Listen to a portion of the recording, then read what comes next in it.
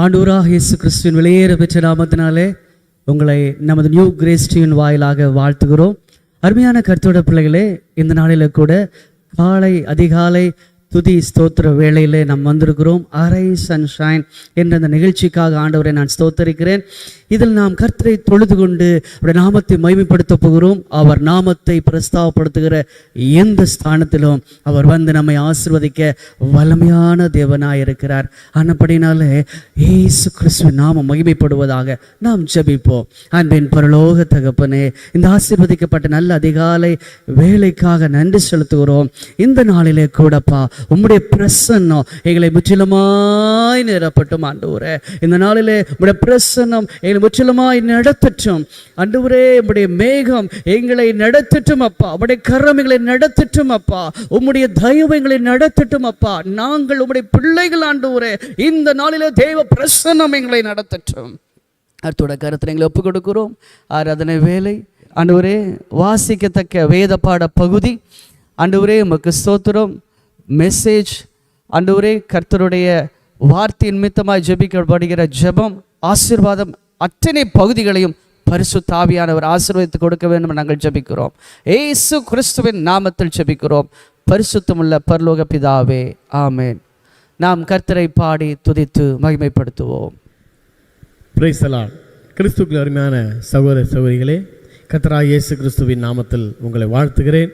இந்த அதிகாலை வேளையில் நாம் இப்படியாக சந்திப்பதற்கும் தேவனுடைய வார்த்தையை கேட்பதற்கும் அவரை துதித்து பாடுவதற்கும் நமக்கு ஒரு அருமையான ஒரு தருணத்தை இந்த நியூ கிரேஸ் டிவியின் வாயிலாக கர்த்தர் நமக்கு ஏற்படுத்தி கொடுத்திருக்கிறார். ஆகவே இந்த காலை வேளையிலே நாம் ஒருமனப்பட்டவர்களாக அவருடைய பிரசன்னத்தை நோக்கி நாம் காத்திருப்போம். கர்த்தர் உங்களை ஆசீர்வதிப்பாராக. God bless you.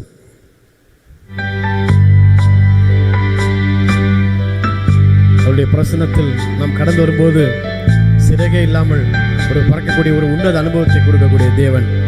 கர்த்தருக்கு காத்திருக்கிறவர்களோ புதுபலன் அடைந்து கழுகுகளைப் போல தங்கள் செட்டிகளை உயிரை எழும்புவார்கள். ஹல்லேலூயா. உங்க பிரசன்னத்தில் சீரகில்லாமல் பறக்கிறேன். உங்க சமூகத்தில் குறையில்லாமல் வாழ்கிறேன். உங்க பிரசன்னத்தில் சீரகில்லாமல் பறக்கிறேன்.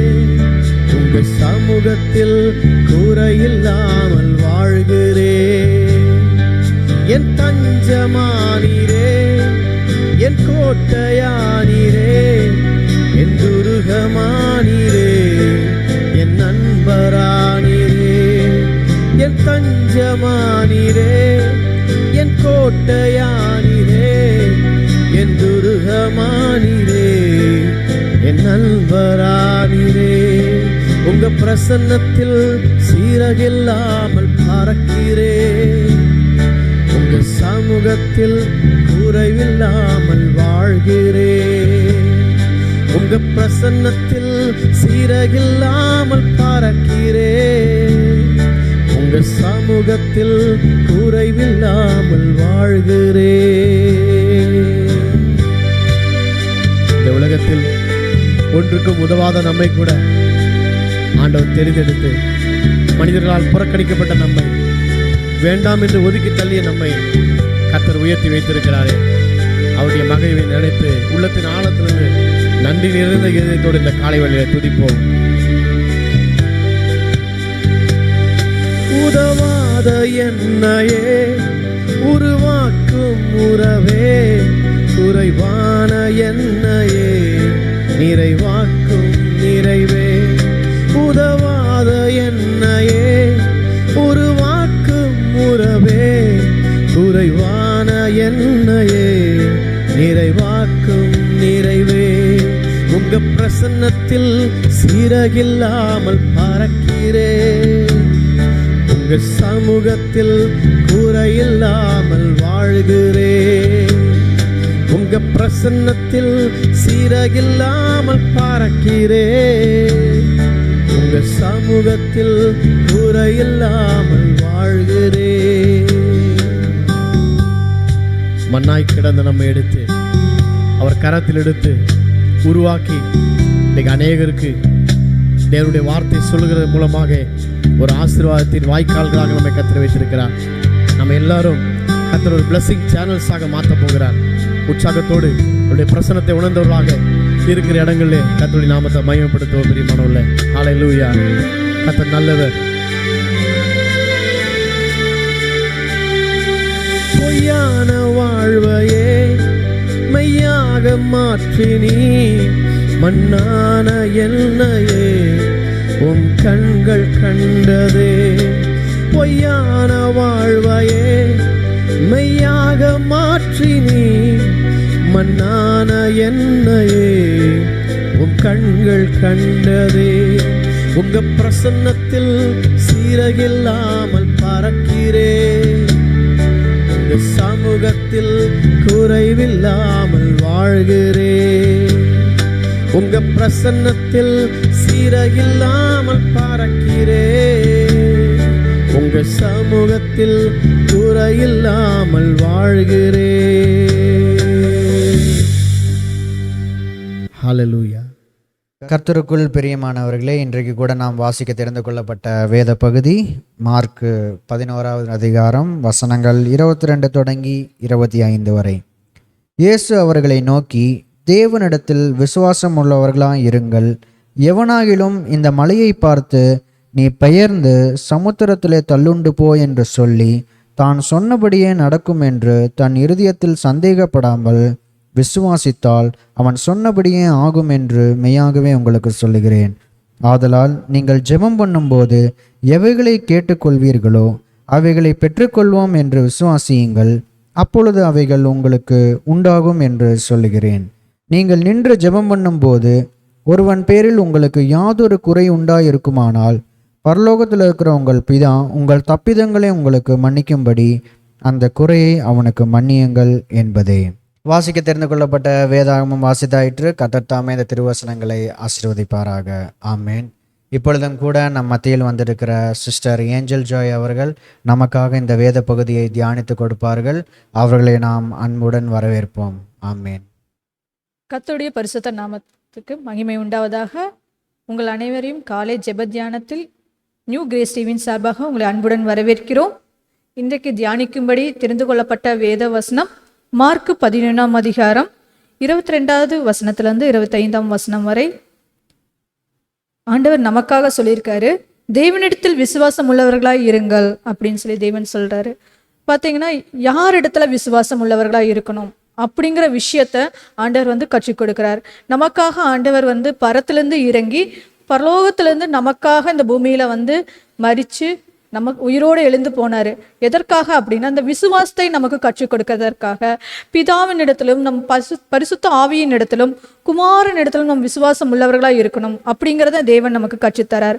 பார்த்தோம் அப்படின்னா, விசுவாசம் என்றால் என்ன அப்படின்னு சொல்லி நம்ம பார்த்தோம் அப்படின்னா, எபிரேயர் 11 அதிகாரம் 1வது வசனம், விசுவாசமானது நம்பப்படுகிறவைகளில் உறுதியும் காணப்படாதவைகள் நிச்சயமாய் இருக்கிறது. இப்போ நம்ம விசுவாசிக்கும் பொழுது எப்படி விசுவாசிக்கணும்னா, நம்பப்படுகிறவைகளில் உறுதியும், அதாவது நடக்கல அப்படின்னாலும் நம்ம விசுவாசிக்கணும். எப்படியும் ஃபியூச்சர்ல அது கண்டிப்பா நடக்கும் அப்படின்னு சொல்லி நம்ம பார்க்கறதுக்கு முன்னாடி அது விசுவாசிக்கணும். எப்படி ஆண்டவர் சொல்றாங்க தோமா கிட்ட, கண்டு விசுவாசிப்பதை காட்டிலும் காணாமல் விசுவாசிப்பதே நல்லது அப்படின்னு சொல்லி சொல்றாங்க. அப்போ நம்ம நடக்கிறதுக்கு முன்னாடி விசுவாசிக்கும் பொழுது அது கண்டிப்பா நடக்கும் அப்படிங்கிறத ஆண்டவர் நமக்கு கற்றுத்தராங்க. அப்போ நம்ம விசுவாசத்தை தேவனிடத்தில் வைக்கணும். தேவன் நம்மளுடைய வாழ்க்கையில எப்படி எல்லாவற்றையும் அழகாய் நேர்த்தியாய் செய்து முடிப்பார் அப்படின்னு விசுவாசிக்கணும். பார்த்தீங்க அப்படின்னா, இந்த பூமி பார்த்தீங்கன்னா ஒழுங்கின்மையும் வெறுமையுமா இருந்துச்சு. ஆதியிலே தேவன் வானத்தையும் பூமி உண்டாக்கும் பொழுது இந்த பூமி பார்த்தீங்கன்னா ஒழுங்கின்மையும் வெறுமையுமா இருந்துச்சு அப்படின்னு சொல்லி நம்ம பார்க்குறோம். அப்போ ஆண்டவர் இந்த ஒழுங்கின்மையும் வெறுமையுமான இருந்த பூமியை இப்பொழுது நம்ம வசிக்கத்தக்க ஒரு பூமியை ஆண்டவர் மாற்றி இருக்காங்க. அப்போ அப்பேற்பட்ட அந்த பூமியை மாற்ற வல்ல தேவன் நம்மளோட வாழ்க்கையில நம்ம தேவனை விசுவாசிக்கும் பொழுது அப்பேற்பட்ட நம்ம நம்ப முடியாத அற்புதங்களும் அதிசயங்களும் செய்ய வல்லவராக இருக்காரு. ஒருவேளை நம்ம வீட்டில் குறைகள் இருக்கலாம், எல்லா விதத்திலையும் ஒருவேளை நம்ம நிறைவான பாத்திரங்களா இல்லாம இருக்கலாம். நம்ம எதை தொட்டாலும் ஒருவேளை தோல்வியின் சூழ்நிலையில நம்ம கடந்து செல்றவங்களா இருக்கலாம். ஆனா நம்ம தேவனிடத்தில் விசுவாசமா இருக்கும் பொழுது அந்த இடத்துல ஆண்டவர் அதை உருவாக்க வல்லவரா இருக்காரு அப்படின்னு சொல்லி நம்ம பார்க்கிறோம். அதே போல எதற்காக விசுவாசிக்க வேண்டும் அப்படின்னு சொல்லி பார்த்தோம் அப்படின்னா, எபேசியர் 10ஆம் அதிகாரம் 38-39ஆம் வசனத்துல விசுவாசத்தினாலே நீதிமான் பிழைப்பான். பின்வாங்கி போனவனானால் அவன் மேல் என் ஆத்துமா பிரியமாய் இராது என்றார் அப்படின்னு சொல்லி பார்க்குறோம். அப்போது விசுவாசத்தினால் நீதிமான் பிழைப்பான் அப்படின்னு சொல்லி வசனம் சொல்லுது. அப்போ நம்ம வந்து விசுவாசத்தினால் நீதிமான் ஆக்கப்படுகிறோம் அப்படின்னு சொல்லி ஆண்டவர் வந்து சொல்கிறாங்க. அப்போது நீதிமானாக நம்ம மாறணும் அப்படின்னா தேவ வசனம் நமக்கு ரொம்ப முக்கியம், விசுவாசம் ரொம்ப முக்கியம். அதுவும் தேவனிடத்தில் நம்ம விசுவாசம் வைக்கிறது ரொம்ப முக்கியம் அப்படி சொல்லி நம்ம பார்க்குறோம். அதே போல் நம்மளுடைய ஆத்மா வந்து ஈடேற விசுவாசமாக இருக்கணும் அப்படின்னு சொல்லி சொல்கிறாங்க. நம்ம பரலோகத்துக்கு போவோம் அப்படிங்கிறத நம்மளுடைய கிறிஸ்துவ விசுவாசம். அப்போது சில நேரங்களில் நம்ம வீட்டில் நிறைய தோல்விகள் வரும். நம்ம எதை எடுத்தாலும் ஒரே பிரச்சனையாக இருக்கும். அதே போல் கடன் பிரச்சனை. நம்ம வாழ்க்கையில் பார்த்தீங்கன்னா நம்ம நினச்சிட்டு இருப்போம், கண்டிப்பாக இந்த காலத்தில் இதெல்லாம் நடந்துரும், என் தேவன் இதெல்லாம் செஞ்சிருவார் அப்படின்னு சொல்லி நம்ம பயங்கர விசுவாசத்தோடு நம்ம இருப்போம். சில நேரங்களில் பார்த்தீங்கன்னா அதை நம்ம பெற்றுக்கொள்ள முடியாமல் போயிடும். பார்த்தீங்கன்னா ஆபிரகாமெல்லாம் எடுத்துக்கோங்களேன். ஆண்டவர் வந்து விசுவாசத்தின் தந்தை அப்படின்னு சொல்லி சொல்கிறாங்க. அப்போ அவரெல்லாம் பார்த்தீங்கன்னா நிறைய விஷயத்தில் எல்லாத்துலேயும் ஆசீர்வாதமாக இருந்தார். அவருடைய அடுத்த சந்ததி அவர் என்ன பண்ண முடியல, பெற்றுக்கொள்ள முடியல. யோசனை பண்ணி பாருங்க, அவருடைய விசுவாசம் எவ்வளோ பெருசாக இருந்திருக்கு. 100 வயசுல ஆண்டவர் போய் சொல்கிறாங்க சாராள் கிட்ட, அடுத்த உற்பவ காலத்தில் உனக்கு ஒரு பிள்ளையை தருவேன், உன்கிட்ட வரும்போது நீ உனக்கிட்ட ஒரு பிள்ளை இருக்கும் அப்படின்னு சொல்லி சொல்கிறாங்க. அதுதான் வாக்குத்தத்தம். அந்த வாக்குத்தத்தத்தை சுதந்திரிச்சிருக்கிறதுக்கு 25 வருடங்கள் அவங்க காத்திருந்தாங்க. சாதாரணமான விஷயம் இல்லை. 100 வயசுல அந்த பிள்ளையை பெற்று எடுத்து அந்த பிள்ளையை வளர்க்கிறது. ஏன்னா நம்ம எல்லாம் இப்போ பார்த்தோம்னா நம்மளாம் மேரேஜ் ஆனோடனே நமக்கெல்லாம் ஆண்டவர் வந்து அந்த பிள்ளை செல்வத்தை கொடுத்துட்றாங்க. அதை பெற்று கொண்டுட்டு நம்ம என்ன பண்ணுறோம், அதவே நம்மளால என்ன பண்ண முடியறதில்ல, வளர்க்க முடியறதில்ல. நம்மளால என்ன பண்ண முடியறதில்ல, அந்த பிள்ளைகளை தேவைகளை வந்து பூர்த்தி செய்ய முடியாத ஒரு சூழ்நிலையில் இருக்கும். ஆனால் அவர் 100 வயதில் அந்த பிள்ளையை வளர்க்கும் பொழுது எவ்வளோ போராட்டம் போராடி இருப்பார் நினச்சி பாருங்க. இளம் வயதாக இருக்கிற நம்மனாலேயே அந்த பிள்ளைகளை வளர்க்குறக்கு பயங்கர போராட்டம் இருக்குது. முதல் விஷயம் என்னன்னா ஜென்ரேஷன் கேப். அவங்களுக்கும் அவங்க பிள்ளைகளுக்கும் இடையில பார்த்தீங்கன்னா 100 வயது ஜென்ரேஷன் கேப் இருக்கும். இப்போ நமக்கும் நம்ம பிள்ளைங்களுக்கும் ஒரு 20-25 வருடம் ஜென்ரேஷன் கேப் இருக்கிற பிள்ளைங்களவே நம்மளால் என்ன பண்ண முடியல, கண்ட்ரோல் பண்ண முடியாத சூழ்நிலையில் இருக்கும் பொழுது அவர் எப்படி தேவனுக்குள்ளார ஈசாக்கா கொண்டு போய் வைத்திருப்பார் யோசனை பண்ணி பாருங்களேன். அதே போல் ஆண்டவர் போய் அங்கே பலியிடுன்னு சொல்லிட்டாரு. எந்த தைரியத்தில் அந்த பிள்ளைய கொடுத்தது ஒரு பிள்ளை 100 வயசுல. அதுக்கப்புறம் அந்த பிள்ளைய மறுபடியும் என்ன பண்ண முடியும், கிடைக்குமான்னு தெரியாது. ஆனால் பார்த்தீங்கன்னா இந்த எபிரேயரில் சொல்லியிருக்காங்க, அவர் போய் அந்த பலியிடும் பொழுது என் தேவன் என் பிள்ளைய மறுபடியும் ஒட்டி அதை உயிரோடு கொண்டு வந்து தருவார், என்ன ஜீவனோடு கொண்டு வர வல்லவர் அப்படின்னு சொல்லி அவர் கண்டாராம். அப்போ எப்பேற்பட்ட விசுவாசம் நினச்சி பாருங்க. என் பிள்ளை மறிச்சு போனாலும் உயிரோடு கொண்டு வர அவரால் முடியும் அப்படின்னு சொல்லி அவர் விசுவாச்சார். அப்போ நீங்களும் நானும் எப்பேற்பட்ட விசுவாசம் நமக்குள்ளே இருக்குது. நம்மகிட்ட வந்து கேட்டோம், நிறைய பேர் வந்து கேட்டாங்கன்னா நீ நீதிமானா அப்படின்னு சொல்லி கேள்வி கேட்டோம் அப்படின்னா நம்ம யோசிப்போமா, இல்லை நான் நீதிமானாக்கப்பட்டிருக்கேன்னு சொல்லி தைரியமாக சொல்லுவோமா? அதுதான் நம்மளுக்கிட்ட இருக்கிற விஷயம். அதாவது நீங்களும் நானும் தைரியமாக சொல்லணும் அப்படின்னா அந்த விசுவாசம் நமக்குள்ளே இருக்கணும். ஏன்னா விசுவாசம் இருந்தால் தான் நம்ம நீதிமான் ஆக்கப்படுகிறோம். அப்போ நீங்களும் நானும் அந்த விசுவாசத்துக்குள்ளே இருக்கணும். அதுக்கு தான் ஆண்டவர் வந்து பரலோகத்திலேருந்து இந்த பூமிக்கு வந்து அந்த விசுவாசத்தை நமக்கு கற்றுத்தராரு. அதே போல் ஒவ்வொரு உவமைகள் மூலியமாகவும் ஆண்டவர் நம்மக்கிட்ட பேசுகிறாங்க.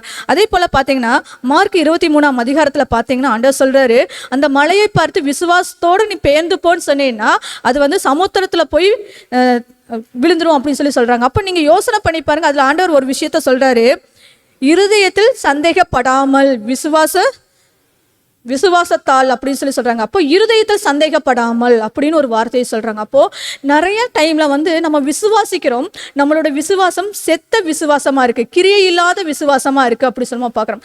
இது வந்து எப்படி கிரியை செய்யும் அப்படின்னு சொல்லி பார்த்தோம்னா ஒரு சின்ன சந்தேகம் கூட இல்லாமல், அவ்விசுவாசம் இல்லாமல் அதை வந்து விசுவாசிக்கணும் அப்படின்னு ஆண்டவர் நமக்கு சொல்லித்தராங்க. அப்போ நம்ம நிறைய விஷயத்தில் நம்ம ஜெபம் பண்ணியிருப்போம், நம்ம கேட்டுக்கொண்டிருப்போம், நமக்கு வந்து ரொம்ப நாள் டிலே ஆகுது. அப்படிங்கும்போது நம்ம என்ன பண்ணுறோன்னா துவண்டு போயிடும். எவ்வளவோ கேட்டுட்டு ஆண்டவர்கிட்ட இதெல்லாம் தருவாரா, என்னையெல்லாம் அவர் நினச்சி பார்த்துருப்பாரா, எனக்காக இதெல்லாம் செய்வாரா, என்ன நான் ஜெபிச்சாலும் இதெல்லாம் நடக்க மாட்டேங்குது அப்படின்னு சொல்லி நம்ம எத்தனையோ நாள் சோர்ந்து போயிருப்போம். அப்போ அந்த இடத்துல என்ன ஆயிருதுன்னா அவ்விசுவாசம் உள்ளே வந்துடுது. ஆண்டவர் சொல்கிறாரு, கடுகளவு விசுவாசம் இருந்தாலும் நான் மழையை பார்த்து பெயர்ந்து போனால் பெயர்ந்து போகும் அப்படிங்கிறாங்க. கடுகோட சைஸு பார்த்தீங்கன்னா எல்லாத்துக்குமே தெரியும், ரொம்ப சின்ன சைஸு. அப்போ அந்த சின்ன சைஸில் கூட ஒரு பாயிண்ட் அளவு கூட நம்மக்கிட்ட என்ன இருக்கக்கூடாதான், அவ்விசுவாசம் இருக்கக்கூடாதுன்னு சொல்கிறாரு ஆண்டவர். அப்போது நீங்களும் நானும் எப்பேற்பட்ட விசுவாசத்தில் இருக்கோம், நமக்கு ஒரு விஷயம் கிடைக்கல அப்படின்னா அதே விசுவாசத்தோட இருக்கோமா அப்படின்னு சொல்லி நம்ம பார்க்கணும். பார்த்தீங்கன்னா எபிரேயர் 11ஆம் அதிகாரத்தில் பார்த்தீங்கன்னா நிறைய பேர் வந்து ஆசீர்வாதத்தை பெற்றுக்கொண்டாங்க. அதே போல் ஜெயம் பெற்று தேவனுடைய ராஜ்யத்துக்குள்ளே பிரவேசித்தாங்க. சிலர் பார்த்தீங்கன்னா அந்த விஷயத்தை பெற்றுக்கொள்ள விசுவாசத்தை அந்த விசுவாசத்தினால மறுச்சும் போயிருக்காங்க அப்படி சொல்லி பார்க்குறோம். அப்போது நமக்கு வந்து கிடைக்கல அப்படின்னா நம்மளோட பிள்ளைங்கள் அந்த விசுவாசத்தோடைய ஜெயத்தை வந்து பெற்றுக்கொள்ளுவாங்க. ஆபிரகாம் வந்து கானான் தேசத்துக்காக ஆண்டவர் வந்து வாக்குத்தத்தம் பண்ணினாரு, நீ கானான் தேசத்தை சுதந்தரிச்சு கொள்ளுவேன்னு சொன்னாங்க. ஆனால் அந்த இடத்துல பார்த்தீங்கன்னா ஆபிரகாம் வந்து அந்த இடத்துல அடிமையாக இருந்தேன்னு சொல்கிறாரு. அப்போது அந்த இடத்த சுதந்தரிச்சு கொள்ள முடியல அந்த கானான் தேசத்தை.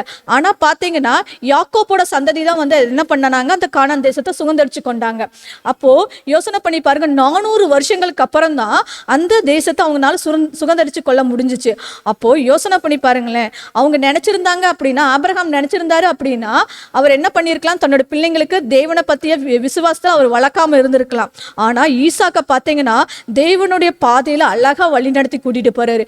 ஏன்னா 100 வருட ஜென்ரேஷன் கேப் இருந்த போதிலும் அவரை வந்து அந்த இடத்துல வழி நடத்தி கொண்டு போகிறது லேசான காரியம் கிடையாது. ஏன்னா இப்பொழுது பார்த்தீங்கன்னா பிள்ளைங்க எவ்வளவோ கேள்விகள் கேட்குறாங்க, ஆனால் அதற்கான பதில் நம்மக்கிட்ட சொல்ல முடியல. ஆனால் அந்த வயசுலையும் தன்னோட தகப்பன் சொன்ன பேச்சை அந்த மகன் கேட்டு அதை விசுவாசிச்சிருக்காரு பார்த்துக்கோங்க. அப்போ அந்த வழியில் பார்த்தீங்கன்னா அந்த தேசத்தை, அந்த கானான் தேசத்தை முழுமையாய் யாக்கோப்பின் சந்ததி இஸ்ரேல் ஜனங்கள் வந்து அதை பெற்றுக்கொண்டாங்க. அப்போ இப்படி தான் ஒருவேளை நமக்கு வாக்குத்தத்தம் பண்ணதை ஒருவேளை நம்மளோட வாழ்நாளில் பெற்றுக்கொள்ளாமல் போயிட்டோம் அப்படின்னாலும் நம்ம என்ன பண்ணக்கூடாது, துவண்டு போயிடக்கூடாது. தேவன் யாருங்கிறத நம்ம பிள்ளைங்களுக்கு சொல்லித்தரணும். ஏன்னா ஈசாக்கு பார்த்தீங்கன்னா அந்த பஞ்ச காலத்தில் விதை விதைச்சாரு, 100 மடங்கு ஆசீர்வாதத்தை அவர் பெற்றுக்கொண்டாரு. எதனாலனா தேவனிடத்தில் கொண்ட விசுவாசத்தினால தான். அப்போ ஆபிரகாமும் ஈசாக்கை எப்படி வழி நடத்தினாரு அந்த விசுவாசத்துல, அதே போல நீங்களும் நானும் நம்மளோட விசுவாசத்தை, நம்மளோட பிள்ளைங்களை இப்படி தான் வழி நடத்தணும் அப்படிங்கிறத ஆண்டவர் நமக்கு சொல்லித்தராங்க. இந்த விசுவாசம் வந்து எப்போ வந்து நம்ம மற்றவங்களுக்கு சொல்லித்தர முடியும் அப்படின்னா, விசுவாசம் நமக்குள்ளார என்ன பண்ணணும்னா கிரியை செய்யும் பொழுது, அந்த விசுவாசத்தில் நம்ம வந்து தேவனுக்குள்ளார ஊன்றி நடக்கும் பொழுது அந்த விசுவாசம் நம்மளை நிரப்புகிறது. அது நிரப்பி நம்ம பிள்ளைகளையும் நிரப்புகிறது அப்படின்னு சொல்லி பார்க்குறோம். இப்போ பார்த்தீங்கன்னா நம்ம தேவனை வந்து சொல்லும் பொழுது யாக்கோப்பின் முதல் எடுத்து ஆபிரகாமின் தேவனும் ஈசாக்கின் தேவனும் யாக்கோப்பின் தேவனும் அப்படின்னு சொல்லி நம்ம பார்க்குறோம். நம்மளுடைய முற்பிதாக்களுடைய தேவங்களை குறித்து சொல்கிறோம். அப்போ அவங்க யாருமே அந்த ஆசீர்வாதத்தை பெற்றுக்கொள்ளாத போதிலும் அவங்க தேவன் சொல்றதுக்கு காரணம் அந்த விசுவாசம் தான். அப்போ அந்த விசுவாசத்தை நம்ம எல்லாரும் பெற்றுக்கொள்ளணும் அப்படின்னு ஆண்டவர் சொல்றாங்க. அதே போல எப்பேற்பட்ட அந்த மழையை பார்த்து பெயர்ந்து போனாலும் போயிடும் அப்படின்னா, நம்மளோட பிரச்சனைகளை பார்த்து விசுவாசமான வார்த்தைகளை நம்ம சொல்லும் பொழுது நம்ம பிரச்சனைகள் ஒன்றுமில்லாமல் போயிடும் ஆண்டவர் சொல்கிறாரு. அப்போ எத்தனை நாள் நம்ம வந்து நம்மளோட நாவலை வந்து அறிக்கையிட்டு இருக்கோம், யோசனை பண்ணி பார்க்கலாங்களா? நம்ம நிறைய டைம் என்ன பண்ணுறோம், நம்மளோட நாவுனால நிறைய பாவங்களை செய்கிறோம். மரணமும் ஜீவனும் நம்மளோட நாவல இருக்குன்னு ஆண்டவர் சொல்கிறாரு. நீங்களும் நானும் எப்பேற்பட்ட வார்த்தைகளை பேசுகிறோம், நம்ம ஜீவனுள்ள வார்த்தைகள் பேசும் பொழுது ஜீவனை பெற்றுக்கொள்கிறோம். அந்த விசுவாசமான வார்த்தைகள்ங்கிறது ஜீவ வார்த்தைகள். அதே போல நம்மளோட ஆசீர்வாதமான வார்த்தைகள். இப்போ நீங்களும் நானும் அந்த ஆசீர்வாதங்களை பெற்றுக்கொள்றதுக்கு தடையா இருக்கிறது இந்த அவ்விசுவாசம் தான் அப்படின்னு சொல்லி ஆண்டவர் சொல்றாங்க.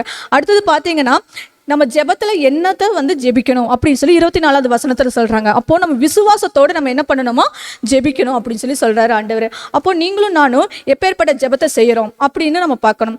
எபேசியர் 3ஆம் அதிகாரம் 17, 18, 19ஆம் வசனம், விசுவாசத்தினாலே கிறிஸ்து உங்கள் இதயங்களில் வாசமாய் இருக்கவும் நீங்கள் அன்பின் வேரூன்றி நிலை பெற்றிருக்கிறவர்களாகி சகல பரிசுத்தவான்களோடும் கூட கிறிஸ்துவினுடைய அன்பில் ஆழமும் நீளமும் அகலமும் உயரமும் இன்னதென்று உணர்ந்து அறிவுக்கெட்டாத அந்த அன்பை அறிந்து கொள்ள வல்லவர்களாகவும் தேவனுடைய சகல பரிபூரணத்தாலும் நிறையப்படவும் அவர் தமது மகிமையுடைய ஐஸ்வர்யத்தின்படியே உங்களுக்கு அனுகிரகம் பண்ண வேண்டும் என்று வேண்டிக் கொள்ளுகிறேன் அப்படின்னு சொல்லி சொல்றாங்க. அப்போ நம்மளுடைய ஜெபம் வந்து எப்படிப்பட்ட ஜெபமா இருக்கணும் அப்படின்னா, விசுவாசத்தினால கிறிஸ்து உங்கள் இருதயங்களில் வாசமாக இருக்கவும். அப்போது நம்ம விசுவாசிக்கும் பொழுது நம்மளுடைய இருதயங்களில் யார் வாசமாக இருப்பார்னா ஆண்டவராகிய இயேசு கிறிஸ்து வாசமாக இருக்காங்க அப்படி சொல்லி பார்க்குறோம். அதனால தான் நம்ம என்ன பண்ண முடியும்னா தேவனுடைய அன்பை நம்ம ருசி பார்க்க முடியும். அப்போ அந்த அன்பு நம்மளுடைய இருதயத்தில் நிலைச்சு நிற்கும் பொழுது தான் சகல பரிசுத்தவான்களோடு கிறிஸ்துவனுடைய அன்பின் ஆழம், மற்றவங்களாம் எப்படி அந்த ஆண்டவருடைய அன்பின் ஆழத்தையும் நீளத்தையும் அகலத்தையும் உயரத்தையும் எப்படி உணர்ந்தாங்களோ அதை நம்மளால உணர முடியும் அப்படி சொல்லி நம்ம பார்க்குறோம். அப்போது நம்ம வந்து தேவனுடைய அன்பை வந்து தெரிஞ்சு கொள்றது அவருடைய விசுவாசத்தினால அப்படி சொல்லி நம்ம பார்க்குறோம். நம்ம நினச்சி பாருங்க, நம்மளுக்கு ஆண்டவர் வந்து நமக்கு பிள்ளைங்களை கொடுத்துருக்காங்க. நம்ம பிள்ளைங்க பார்த்தீங்கன்னா ஒரு பொருளுக்காக ஆசைப்படுறாங்க அப்படின்னு நம்ம வச்சுக்கலாம். அப்போது நம்ம அந்த இடத்துல அந்த பிள்ளைங்களுக்கு இது பிடிக்கும் நமக்கு தெரிஞ்சிருக்கும். அப்போ நம்ம அந்த வழியாக போகும் பொழுது நம்ம அந்த பொருளை வந்து வாங்கி கொண்டு வந்து, அந்த பிள்ளையை ஆசைப்பட்டது நமக்கு தெரியாது, இருந்த போதிலும் இது என் பிள்ளைக்கு பிடிக்கும் நம்ம வாங்கிட்டு வந்து கொடுப்போம் பாருங்க. அப்போ எப்படி நம்ம தெரிஞ்சுக்கிட்டோம்? நம்ம பிள்ளை நம்ம கூட அன்பா இருக்கிறது மூலயமாகவும் நம்ம பிள்ளைகள் மேல அன்பா இருக்கிறது மூலயமாவும் தெரிஞ்சுக்கிட்டோம். பாத்தீங்களா? இந்த அன்பை தான் ஆண்டவர் என்ன பண்றாரு, நமக்கு கற்றுத்தராங்க அப்படி சொல்லி பார்க்கிறோம்.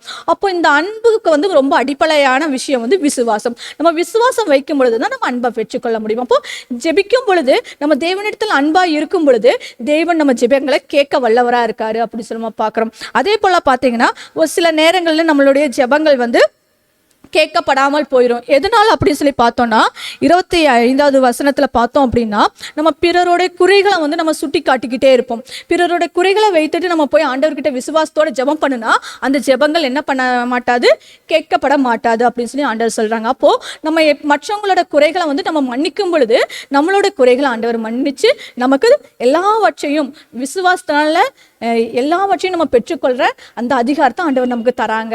ஆண்டவர் சொல்றாரு, விசுவாசத்தால் தெய்வ மகிமையை காண்பாய் அப்படின்னு சொல்லி சொல்றாங்க ஆண்டவர். அப்போ நீங்களும் நானும் அந்த தெய்வ மகிமையை பெற்றுக்கொள்றதுக்கு அடிப்படையே அந்த விசுவாசம் தான். அப்போ அந்த விசுவாசத்தின் மூலியமா இந்த உலகத்தவே நம்ம என்ன பண்ணிக்க முடியும், சுதந்திரிச்சு கொள்ள முடியும். அப்போ நிறைய பேர் வந்து நம்ம வந்து இந்த உலகத்தவே சுதந்திரிச்சு கொள்ள முடியும் அப்படின்னா நம்மளோட வீட்டில் இருக்கிற பிரச்சனைகளை நம்மளால சால்வ் பண்ணி நம்ம குடும்பத்தவே சுதந்திரிச்சு கொள்ள முடியாதா?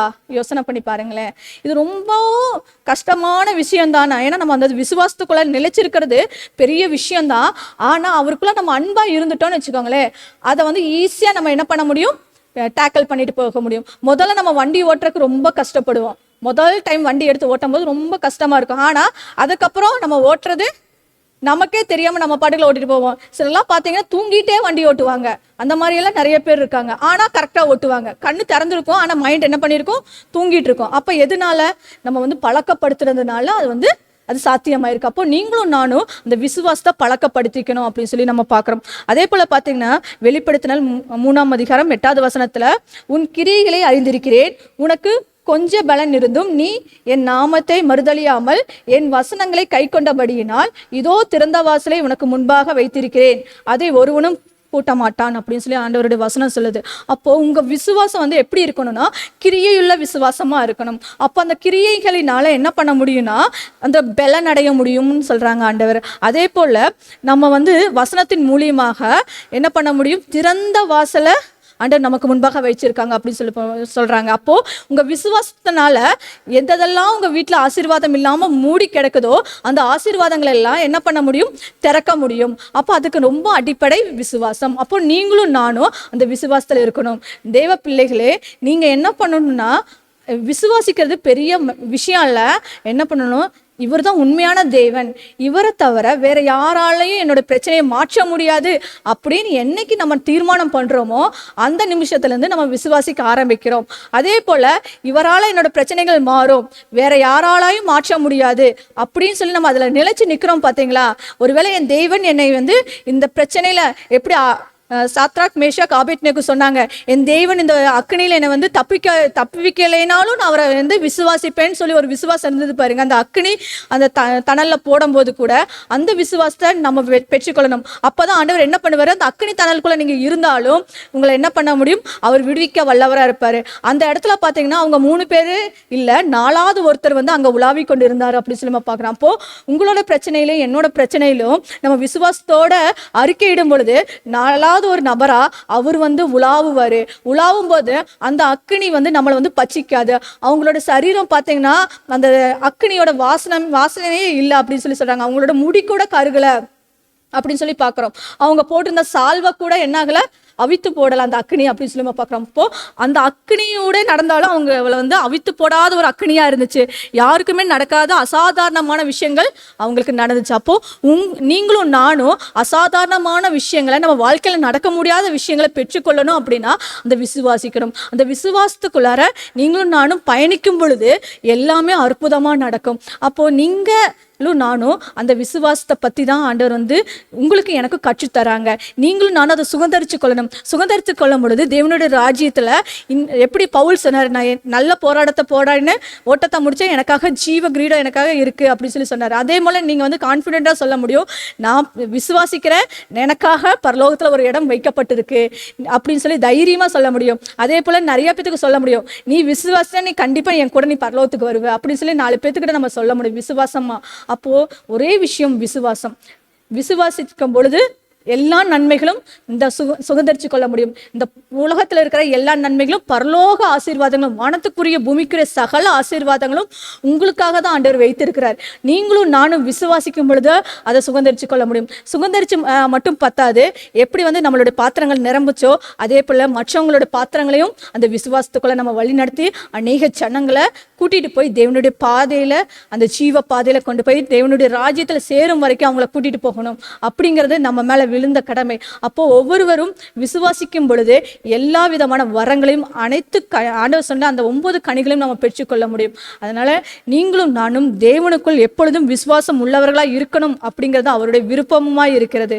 அதற்காக தான் ஆண்டவர் நமக்காக இந்த பரலோகத்திலிருந்து வந்து இந்த பூமியில தன்னுடைய ஜீவனை விட்டு மறுபடியும் பரமேறி போனார். அதனால நீங்களும் நானும் அந்த விசுவாசத்தோட, இந்த விசுவாசத்தை பற்றி கொண்டு தேவனுடைய அன்போடு பரலோகத்துக்கு போகலாம். அதற்காக அழைக்கப்பட்டிருக்கோம். அனைவரும் பரலோகத்துக்கான விசுவாசத்தோடு இந்த ஜெபத்தில் இணைஞ்சிருங்க. ஜெபிக்கலாமா? ஜெபம். நேற்றும் இன்றும் என்றும் மாறாதிருக்க ஜீவன தகப்பனே, இந்த அருமையான காலை வேலை கொடுத்த உமது மேலான கிருபைக்கா நன்றி ராஜா.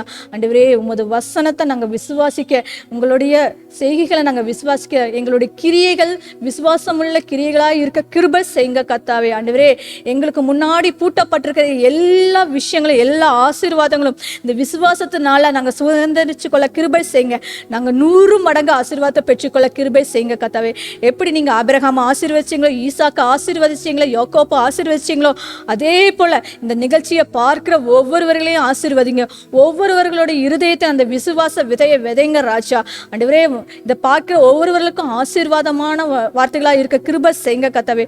விசுவாச பாதையில நீங்க வழி நடத்துங்க. ஜீவ பாதையில அந்த விசுவாசமான வார்த்தைகளை பேசி தேவனுடைய ராஜ்யத்தை சுதந்திரிச்சு கொள்ள எங்களுக்கு கிருபை தாங்க கர்த்தாவே. மீதியான நேரம் முழுவதும் ஒரு சமூகத்தில் ஒப்பு கொடுக்கிற இயேசு கிறிஸ்துவின் மூலமாய் கெஞ்சி மண்டாடி கேட்கலாம் பிதாவே. ஆமென்.